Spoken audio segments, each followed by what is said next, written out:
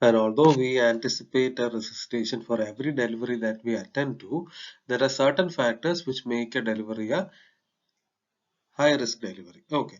So the antepartum conditions which causes that are advanced maternal age or age less than 16 years for a pregnant mother, poor socioeconomic status, detrimental habits such as smoking, drinking, drug abuse, maternal medical conditions such as diabetes mellitus, which is very important, and hypertension, CKD, lung diseases, kidney diseases, any chronic diseases, hematological disorders in the mother, and obstetric conditions such as prior stillbirth, prior birth of a high risk mm, baby, bad obstetric history, then antepartum hemorrhage, then premature rupture of membranes, sepsis during pregnancy, and of course placental anomalies such as placenta previa and the polyhydramnios, oligohydramnios, and all. Okay.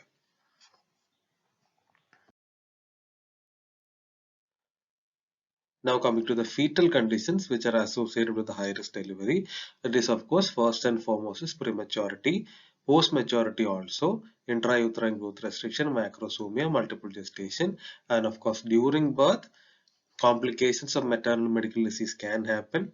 Preterm labor, prolapse cord, uteroplacental bleeding, anomalies of presentation. Then there is sepsis such as chorioamnionitis, instrumental delivery, narcotics administered for mothers within hours prior to birth, CS delivery for fetal compromise. Okay, such things are associated with the high risk delivery where neonatal resuscitation is much more probable.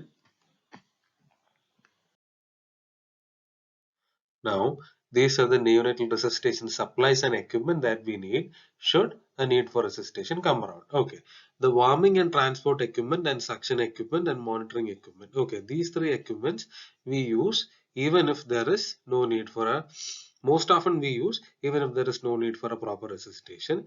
There needs to be a preheated warmer with warm blankets, baby hat if necessary, or rather if available, a plastic bag or wrap for very preterm infants less than 32 weeks of gestation for preventing hypothermia, and a transport incubator also, especially for preterms only. Suction equipment such as either a bump suction or mechanical suction. Mechanical suction is usually preferred and it is now widely available in most centers. Okay. And a meconium aspirator, if present, it is good. And a monitoring equipment such as stethoscope, which is mandatory, and a cardiac monitor and pulse oximeter, if present, it is very good.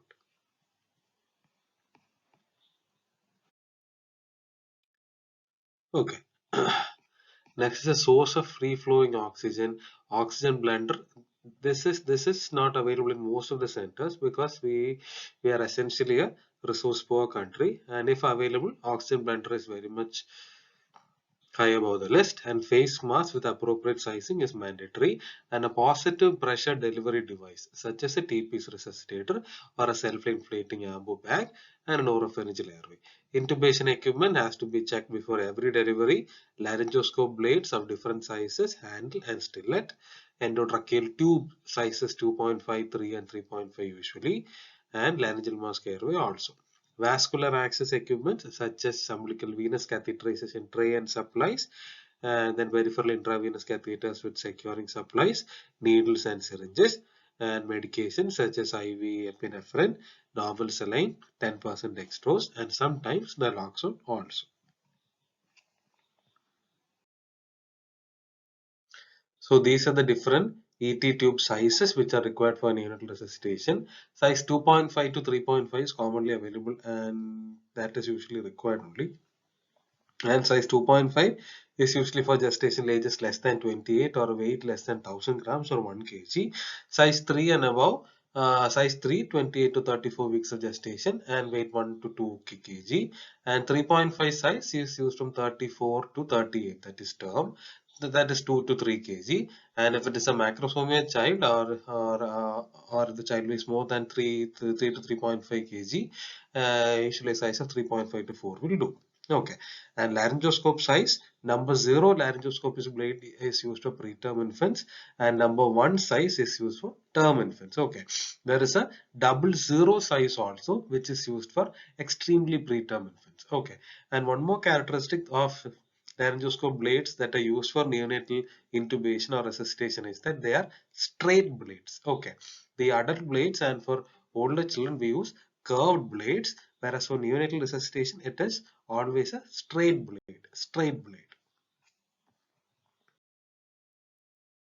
Now we'll go into the neonatal resuscitation protocol proper. Okay, it is known as the NRP. Okay, the NRP algorithm, it describes the steps that you will follow to evaluate and resuscitate the newborn. It is divided into 5 blocks, beginning with birth and the initial assessment.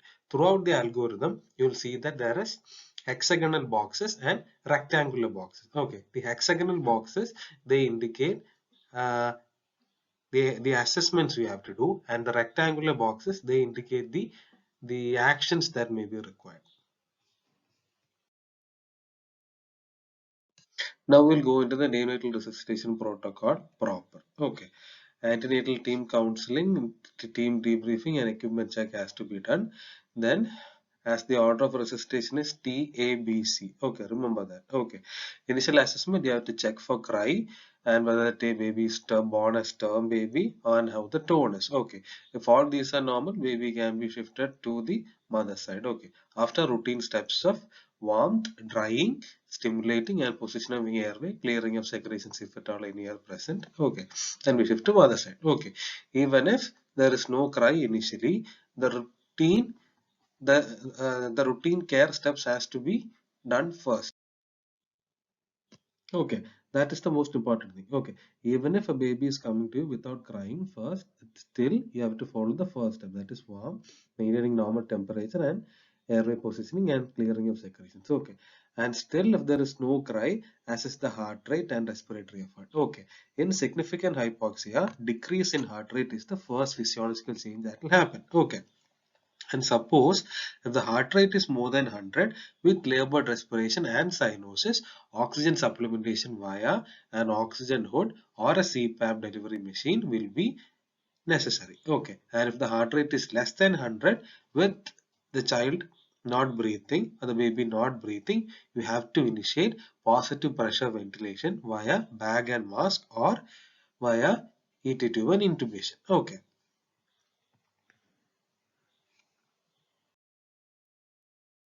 Then, if at all you have to do resuscitation and you have to give CPAP or you have to give bag and mask ventilation, the head position should be proper. Okay, this is a correct position.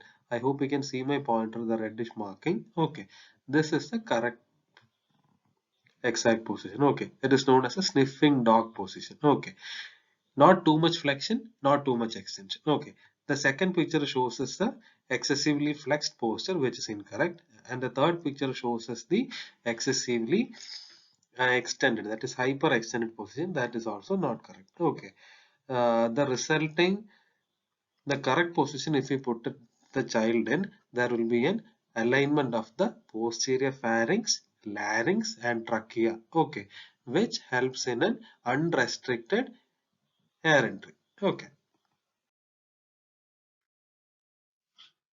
And so, when you have to give positive pressure ventilation, first line is definitely bag and mask ventilation. Okay, it is known as non-invasive positive pressure ventilation. Okay, the usual bags that we use, they range from a volume of 240 to 750 ml. Okay, that much volume of air is there in the bag. Okay, and there is a reservoir bag which increases the concentration of oxygen that is delivered. Okay, when it is connected to a port. Okay, and how we should do the technique is extremely important. Okay, wrongly performed resuscitation is much more dangerous than a baby not receiving resuscitation at all. Okay, most often. Okay, and how should we do the mask should be appropriately sized. Different size masks are there which we should check prior to the delivery. Okay, prior to every delivery we should check. Okay, the mask should cover both the nose and the mouth. Okay, and the response after bag and mask ventilation should be increased heart rate, improvement in baby's color. Okay, if there is no response, you have to check the ventilation corrective steps. Okay, that is known by the acronym MR-SOPA. Okay, what is MR-SOPA? As per the protocol, you have initiated the bag and mask ventilation. Still, you are not seeing any positive response. Then, instead of going to the next step, you are supposed to check for any corrective steps you have to do in the bag and mask ventilation, such as mask readjustment, repositioning of the head, suctioning of the child's airway, opening of child's mouth, increasing your positive pressure ventilation pressure, and planning for any other alternative airway. Okay, so the short form, the acronym for this is MR SOPA. Okay, so once again, let's go through the position and the ideal way you have to do the hand. Okay, the rescuer's hand is positioned so that little the little finger, the ring finger, and the middle finger. Okay, they are spread over the mandible from the angle of jaw forward towards the chin in the configuration of the letter E. Okay, E. Here it is written E. Okay, and the jaw is then lifted, pulling the face into the mask. Okay, jaw is lifted, pulling the face into the mask. Okay, the thumb and the forefinger, they are placed over the mask in the shape of the letter C.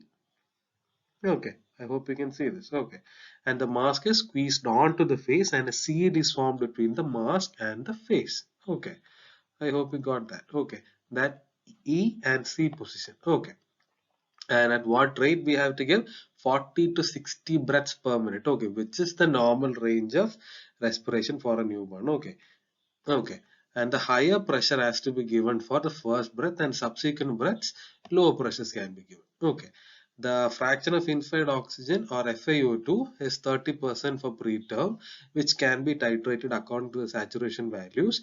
And for a term baby's resuscitation, first we always prefer room air resuscitation, that is plain room air, 21% oxygen. Okay, and only one condition is there as the absolute contraindication for bag and mask ventilation, that is CDH. CDH means congenital diaphragmatic hernia. Okay, here if we do bagging, the CO2 can enter the intestine and can dilate. Okay, which can further compress the lungs and can worsen the already existing respiratory distress. Okay, so suppose even after the bag and mask ventilation, the heart rate is still less than 100 per minute. Then what do we do? Then we check for the chest movements, we correct ventilator corrective measures, and we do then, which we already mentioned. And still, if the heart rate is less than 60 per minute, we have to go for chest compressions first. Okay, okay. So chest compressions you have to do in the ratio of 3:1. Okay, for the okay 3:1. That is 90 chest compressions plus 30 ventilations in a single minute. Okay, okay, and afterwards if you are already doing chest compression, it is always better to into. So the ET tube sizes and appropriate gestational age and weight categorization we already mentioned, but a few points that you should know is that straight blade laryngoscope is used, and we always prefer ET tubes that are not cuffed. Okay, uncuffed ET tubes are preferred for newborns, and the inner diameter of the tube is always the size mentioned. Okay, this 2.5 size and 3.5 size we indicate the inner diameter of the tube. Okay, and the length of insertion, it is roughly 6 plus the weight of the baby. Okay, suppose it is a 3 kg baby, the length of insertion is up to the marking 9. Okay, and the best way to confirm ETT position is ETCO2 capnography. Okay. Okay, so the first method of chest compression. Okay, there are two methods. The first method is the two-finger technique, which is typically used when there is only a single rescuer for resuscitation. Okay, you need to follow this line. Okay, I hope you can see the pointer. This is the nipples. Okay, these are the nipples of the baby, and this is the intermammary line. Okay, or you can also call it as a nipple line. Okay, just below the nipple line and just above the syphis sternum. Okay, this area where I'm pointing right now is where you should put all the pressure into. Okay, chest compressions may be performed with two fingers placed on the sternum as shown in this figure just below the nipples. Okay, this picture shows the site of compressions, and when compressions are performed, the two fingers used should be perpendicular to the chest and they should be straight. And now this is the two thumb technique when there are multiple rescuers available. Okay, there also the nipple line is the same. The position of pressure, the position where you have to give pressure via compression is also the same. Okay, the thorax is encircled with the hands. Okay, and cardiac compressions are performed by both the thumbs. Okay, the compression side is approximately 1 finger's breadth below the nipple line. Okay, the area of the xiphoid process should be avoided so as to not to cause injury to the liver, spleen, or the stomach. And so, if the heart rate is still less than 60 per minute, even after giving chest compression, adrenaline has to be given. Okay, it has to be given either intravenously via the umbilical venous catheter or intraosseously or even intratracheally. Okay, if you are giving via the IV or IO route, the dose is 0.2 ml per kg of 1 is to 10,000 solution. Okay, that is a recent NRP change which we will go through later. And if there is no response even after giving adrenaline, volume expansion with IV fluids has to be tried. Okay. And still if there is persistently bradycardia is there, consider pneumothorax also. Okay. And then these are the medications which we use in neonatal resuscitation: epinephrine, isotonic saline, and very rarely sodium bicarbonate also. Okay, what does adrenaline do or epinephrine do? It increases the cardiac output by increasing the heart rate and myocardial contractility, also increases BP by causing peripheral vasoconstriction. Indication is bradycardia less than 60 per minute despite adequate ventilation and chest compression. Okay, that is the catch there. Okay, and the dose is actually zero point 0.1 to zero point 0.3 ml per kg intravenously of 1 is to 10,000 solution. But now with the recent NRP, the 2020 neonatal resuscitation protocol, there is a change. For convenience, that is taken as a fixed value of 0.2 ml per kg of 1 is to 10,000 solution. Okay. And a few facts which is mandatory. The first 1 minute of neonatal resuscitation is known as the golden minute. Okay. And the first 30 seconds, it is PPV to initiation of chest compressions, and the next 30 seconds is chest compression to initiation of adrenaline. Okay. So the whole process up until adrenaline you have to finish within 2 minutes. 2 minutes. Okay. That much quick and that much objective you have to be. And withhold resuscitation after 20 minutes of all steps. Okay, that again is a new change. Okay, that again is a new change. Earlier it was 10 minutes.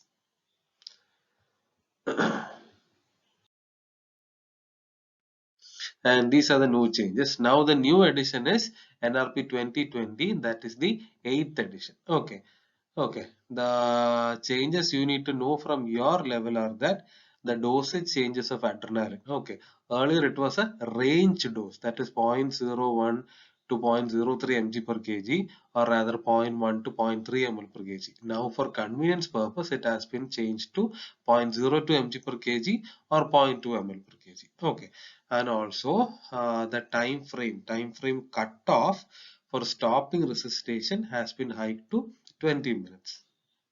Okay, officially. Okay, in practice the cutoff was put as 20 minutes even long back, but now it has come to as an official change.